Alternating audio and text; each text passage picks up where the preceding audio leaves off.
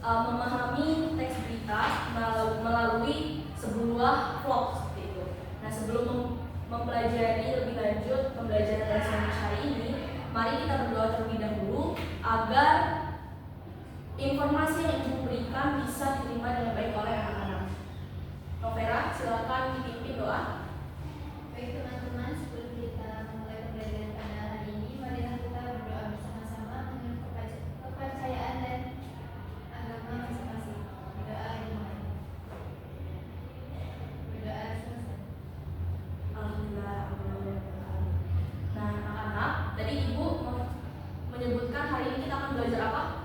Memahami penyajian teks berita dalam bentuk vlog. Benar. Nah, sekarang kita akan mempelajari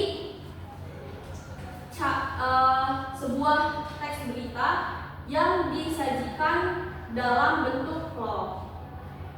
Ibu tampilkan di proyektor ya, anak-anak. Terlihat? Nah, di sini kenapa Ibu memakai elemen-elemen seperti ada kamera, terus ada kartu pengenal gitu ya. Ini menceritakan bahwa teks berita seperti itu ya. Ada reportase seperti itu. Nah, di materi memahami penyajian teks berita dalam bentuk vlog ini, tujuan akhir pembelajarannya, anak-anak diharapkan dapat menyajikan teks berita dalam bentuk vlog, karena di minggu depan atau pekan depan akan Ibu jelaskan, akan Ibu arahkan anak-anak untuk membuat teks berita dalam bentuk vlog seperti itu. Jadi harap disimak terkait paparan materi dan uraian materi dari Ibu nanti ya. Nah, karena di minggu lalu juga Ibu sudah menjelaskan mengenai apa itu teks berita, di mana kita bisa menemukan teks berita, apa saja struktur dari teks berita, dan apa saja unsur-unsur dalam teks berita. Mohon anak-anak untuk mengingat kembali apa pengertian dari teks berita. Satu orang, anak-anak. Baik, Rizka, disilakan. Mengenai apa itu teks berita, itu teks yang berisi informasi yang faktual dan aktual dan terjadi pada suatu fenomena. Ya, benar. Terima kasih Rizka. Nah, benar kata Rizka tadi bahwa teks berita itu adalah teks yang bersifat faktual seperti itu ya.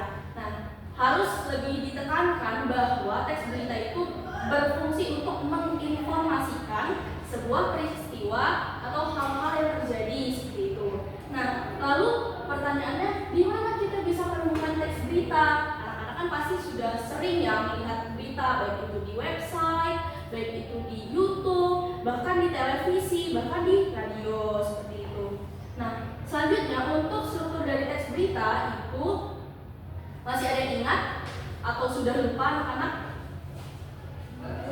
Lupa ya, tidak apa-apa. Nanti akan kita pelajari kembali bahwa di dalam struktur teks berita itu setidaknya ada 3. Ada kepala berita, tubuh berita, dan ekor berita seperti itu ya.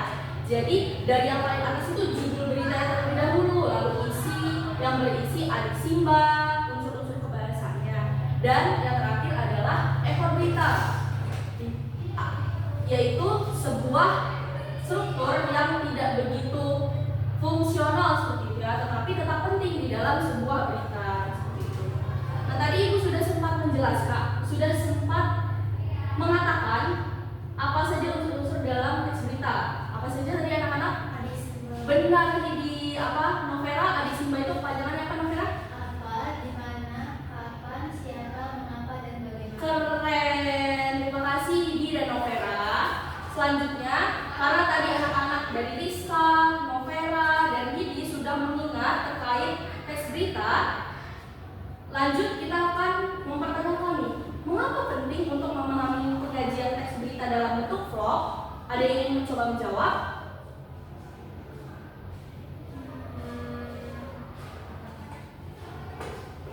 Belum?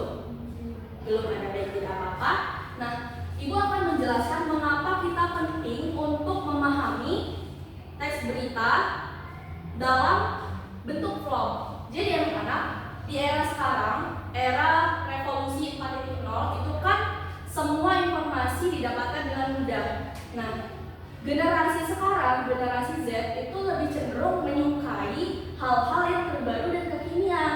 Vlog itu kan kekinian ya, pasti anak-anak sering banget melakukan vlog bersama dengan teman-teman, baik itu dalam makan-makan maupun jalan-jalan seperti itu kan. Nah, itu bisa dibuat sebagai teks berita anak-anak. Jadi, kenapa penting untuk mengambil penyajian teks berita dalam bentuk vlog? Agar teks berita tersebut bisa relevan dengan perkembangan zaman seperti itu. Nah, selanjutnya, setelah tadi sudah mengingat kembali apa saja pengertian dari teks berita, strukturnya apa saja, bahkan unsur-unsur yang di dalamnya juga anak-anak sudah mengingat. Sekarang ibu meminta anak-anak untuk kegiatan berdiskusi secara berkelompok. Di sini ibu meminta anak-anak berkelompok 3-4 orang, boleh bertiga. Nah, untuk menyimak bentuk vlog berjudul Solutif, ganti angkutan umum dengan bike sharing Jakarta. Nah, itu ada di halaman 45, anak-anak bisa langsung dibuka buku cetaknya. Sudah bisa dibuka? Sudah, Ibu. Sudah menemukan? Sudah. Nah, di pojok kanan itu ada barcode anak-anak. Anak-anak bisa langsung scan apabila membawa gawai. Ibu perbolehkan.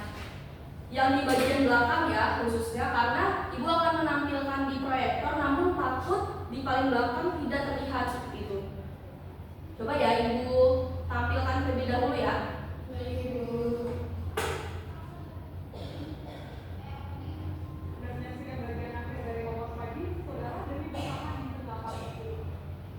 Nah, ini dia sebentar.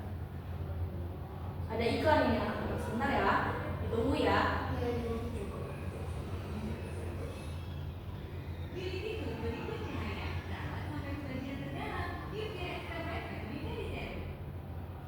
Nah, harap disimak ya.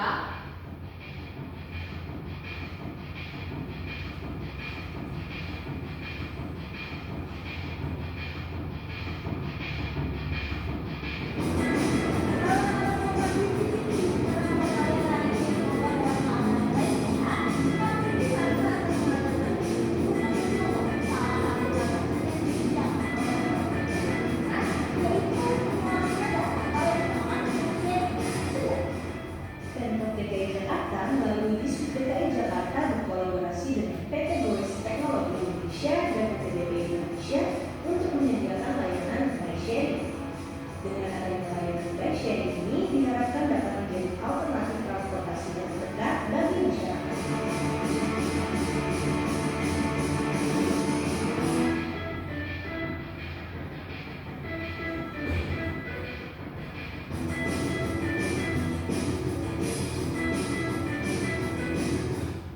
Nah, itulah tadi anak-anak terkait bentuk dari teks berita yang dibuat dalam vlog seperti itu.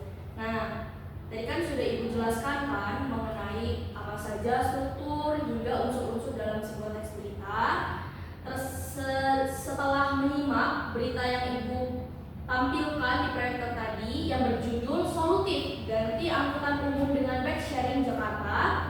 Sekarang ibu minta untuk anak-anak secara berkelompok berdiskusi mengenai apa saja yang ditemukan di dalam teks berita berbentuk vlog tersebut. Terkait soalnya itu ada di dalam buku cetak. Mohon Novera atau Didi bisa bantu ibu membacakan soalnya.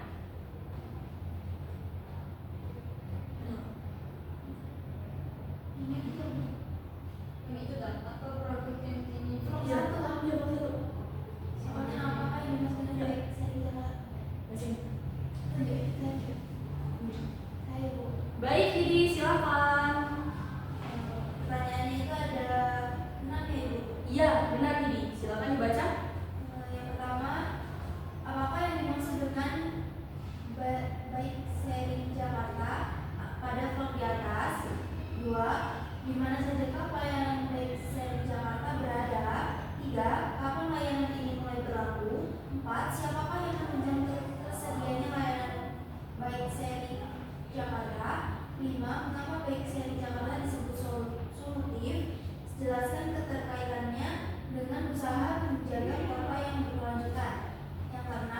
Bagaimana pendapat kalian bila layanan ini diaplikasikan di kota kalian? Baik, terima kasih Hidi sudah membantu Ibu membacakan soal yang ada di buku cetak.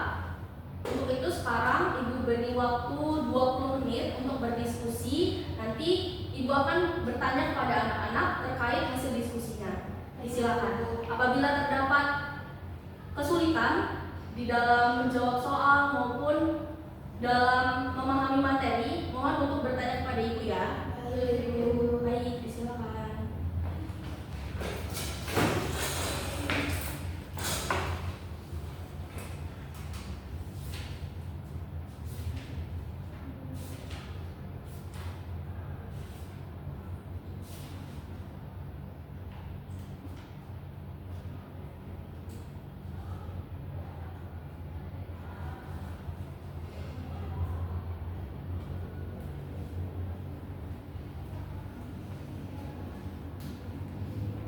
Ada kesulitan?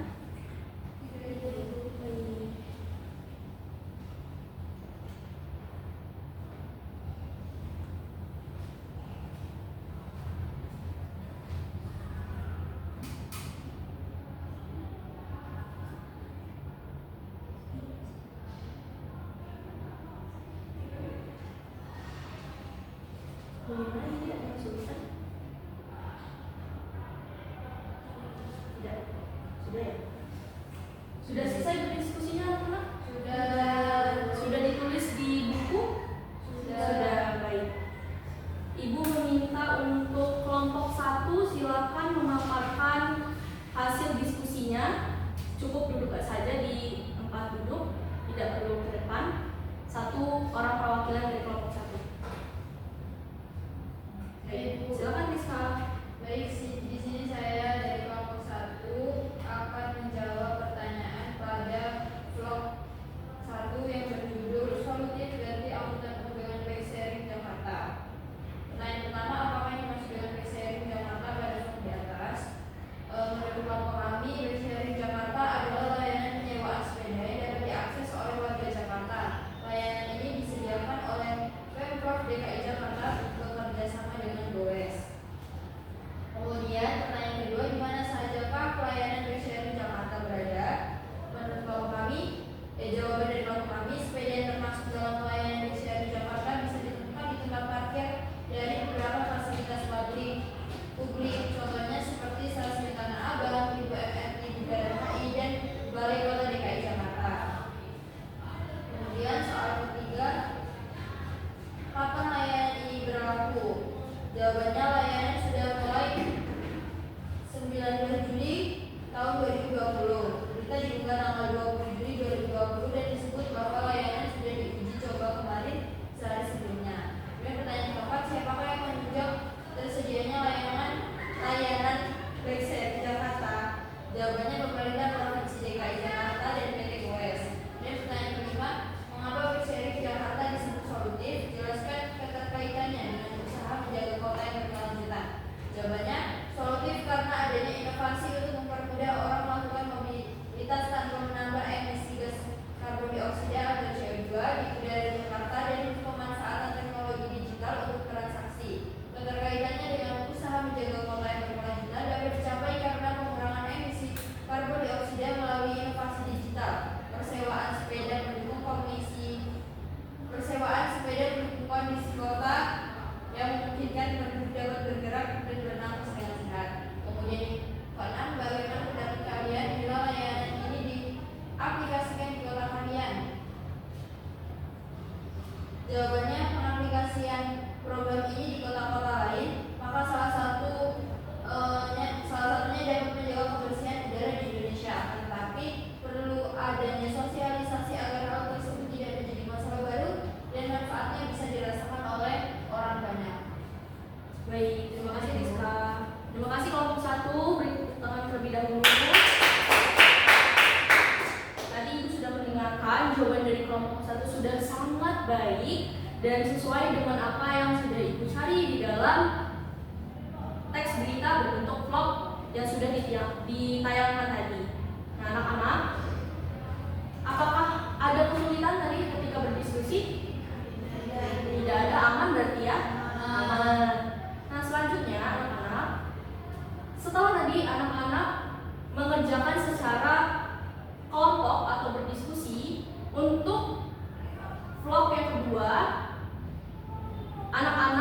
diminta untuk berlatih secara mandiri, dan untuk soal-soalnya ada di buku cetak juga di halaman 47 atau 46. Bisa dilihat anak-anak? Belum ketemu ya? Sudah. Nah, itu anak-anak jadi ibu minta untuk mengerjakan setelah pembelajaran dan dikumpul di pekan depan ya anak-anak.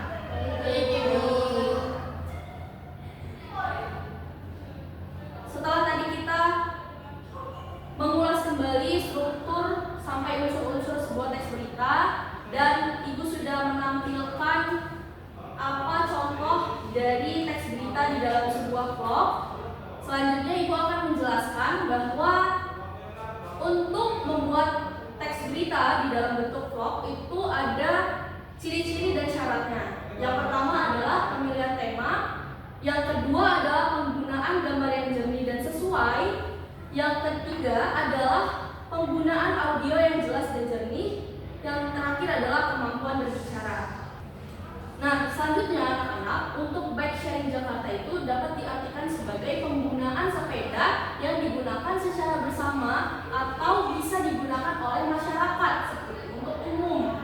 Nah, juga disebutkan bahwa bike sharing ini sebagai pengganti dari angkutan umum dan sangat solutif seperti itu.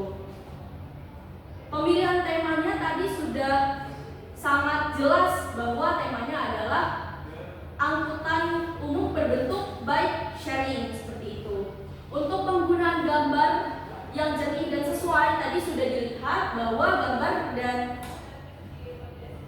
gambar yang digunakan di dalam vlog itu jernih atau tidak? Jernih. Selanjutnya untuk penggunaan audio yang jelas dan jernih, menurut anak-anak tadi sudah cukup jernih atau tidak? Cukup, ya.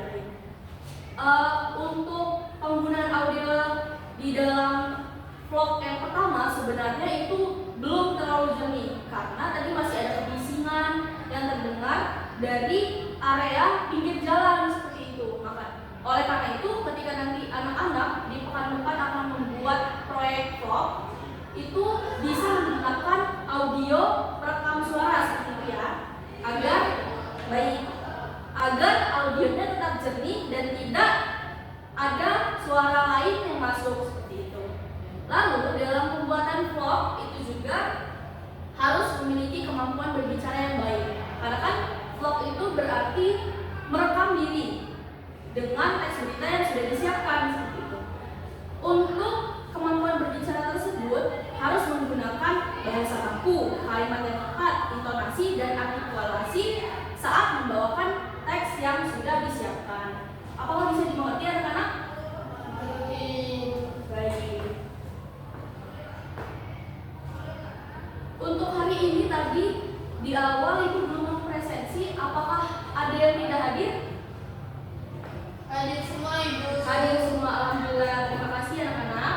Selanjutnya, setelah ibu jelaskan mengenai struktur hingga contoh dan sudah ibu sebutkan syarat-syarat membuat vlog berita, kita akan merefleksi. Ibu meminta untuk satu orang memaparkan pemahamannya tentang penyajian teks berita dalam bentuk vlog. Satu orang.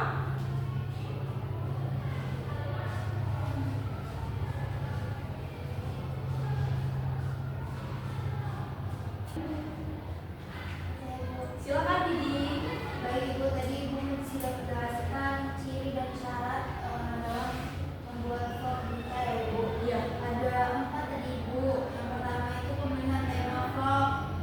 Jadi memilih temanya itu dapat memberikan informasi yang bermanfaat bagi masyarakat dengan penyampaian yang menghibur. Kedua, penggunaan gambar yang jernih dan sesuai.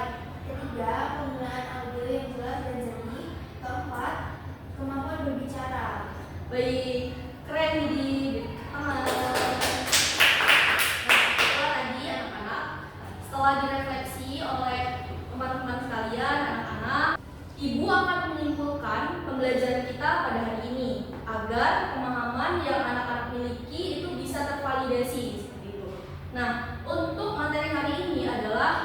menyajikan teks berita dalam bentuk vlog itu bertujuan agar teks berita itu bisa sesuai dengan perkembangan zaman, yaitu melalui vlog. Karena kan anak-anak lebih sering membuat vlog ketimbang melihat teks berita seperti itu.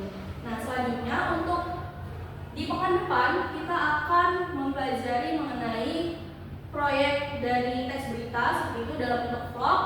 Oleh karena itu harap dipahami kembali terkait syarat-syarat dan ciri-ciri dari pembuatan teks berita di dalam sebuah vlog. Apakah bisa dipahami? Bisa, Ibu. Kurang kompak, apakah bisa dipahami? Bisa, Ibu. Baik. Nah, nanti jangan lupa untuk tugas yang sudah Ibu berikan secara mandiri di pekan depan dikumpulkan. Jangan lupa ya. Baik, Ibu. Cukup sekian pembelajaran hari ini. Mohon untuk ketua kelas memimpin doa terlebih dahulu. Baik, teman-teman, sebelum kita mengakhiri pembelajaran pada hari ini, mari kita berdoa bersama-sama menurut agama dan kepercayaan masing-masing. Berdoa dimulai. Doa selesai. Semoga dengan pembelajaran hari ini bisa diterima dengan baik dan menjadi informasi jangka panjang bagi anak-anak semua. Semoga bermanfaat ya. Baik, Ibu. Habis ini mata pelajaran siapa? Tugas. Baik.